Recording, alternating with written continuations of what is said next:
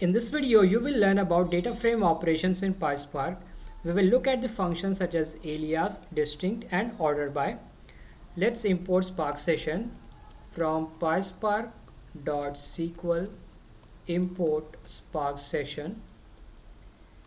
I'm going to create an object Spark and create the Spark session. I will write Spark. I will call the class Spark session dot builder dot get or create. Let's execute our code. So it will create the Spark session for us and save in the object Spark. Next, I am going to read the CSV file and save in a variable df. I will define the variable df. Then I will call the object Spark. From this, I will call the method read.csv. Inside this, I will pass my CSV file name. My CSV file name is iris.csv. Then I will pass two parameters. The first parameter is info schema, and this is going to be true. The next parameter is header, and this is also going to be true. Let's execute our code. To look at our data frame, we will use the method show. I will call our variable df.show.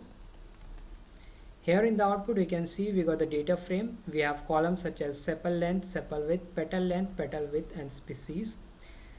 We can also look at the column names using the method df.columns, and you will see the column names here. First, we will use this function alias. So alias return the column name with a new name. We can have alias for more than one columns as well. For example, instead of this column name sepal length, you want to give it another name just for some time. Not you are not changing the column name on the data frame. You are just giving a alias for some time. So we will use the method alias for that.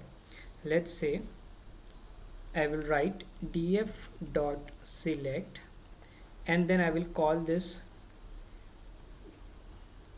variable species, this column species here, df.species. And let's say I want to rename this column for some time. I don't want to perform this operation on the original data frame. I just want to rename this for this line of code, not for don't want to make the operation on the original data frame. So I will write the new column name here. Let's say I want to write this as target variable. And to look at this, we will use the method show.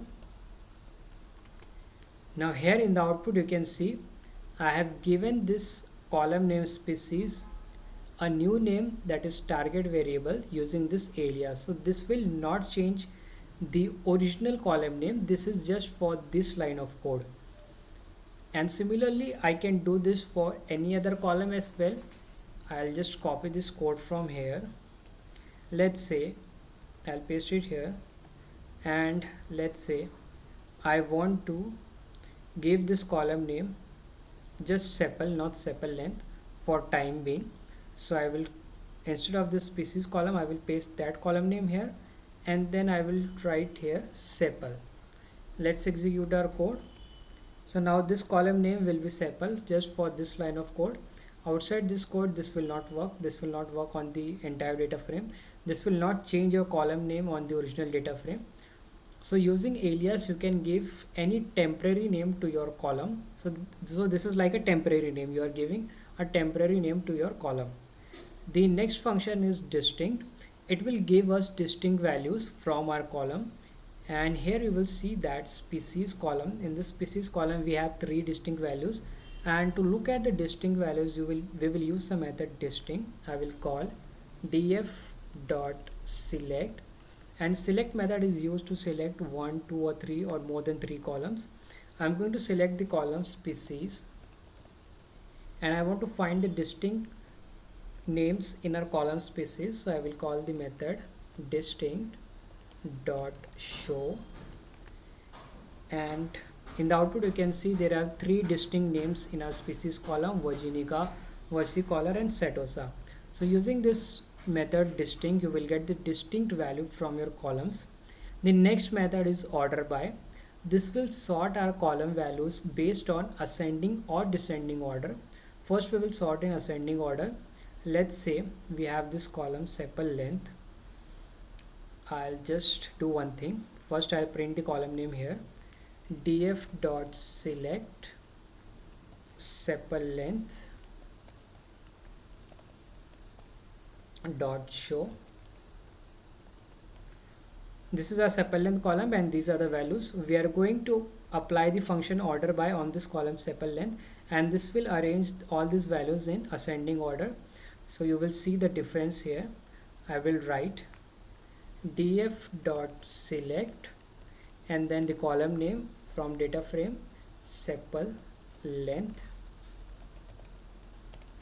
and I want to apply the function order by, so I will write order by df dot sepal length. I will write this same column name here, sepal underscore length,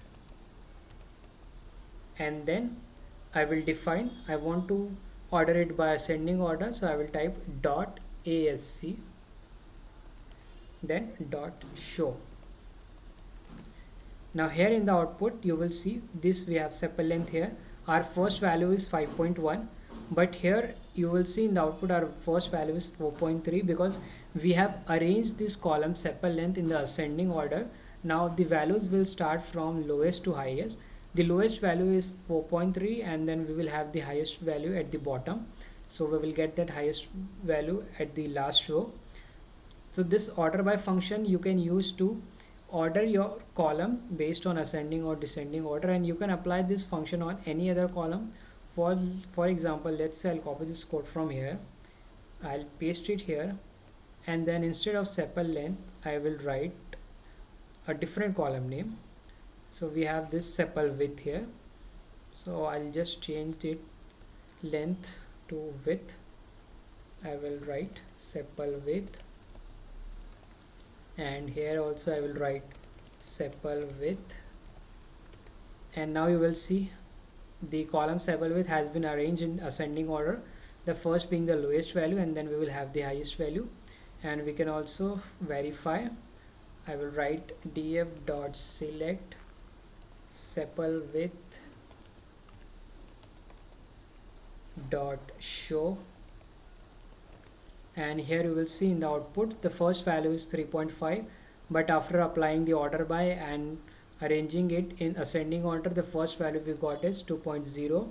Now we can also apply the descending order function here, so I'll copy this code from here and then I'll insert a new row here, paste it here. Now instead of ASC, here I will write DESC. This will arrange the result in the descending order there. So here we will have the highest value in the first row followed by the lowest value. Let's execute our code. Now here you will see we got the highest value here. The highest value is 4.4, then 4.2, 4.1 and so on. So using this order by function you can use two methods, ascending or descending, based on your requirement. So this video was about these functions alias, distinct, order by. If you like my video, please subscribe to my channel. Thank you for watching.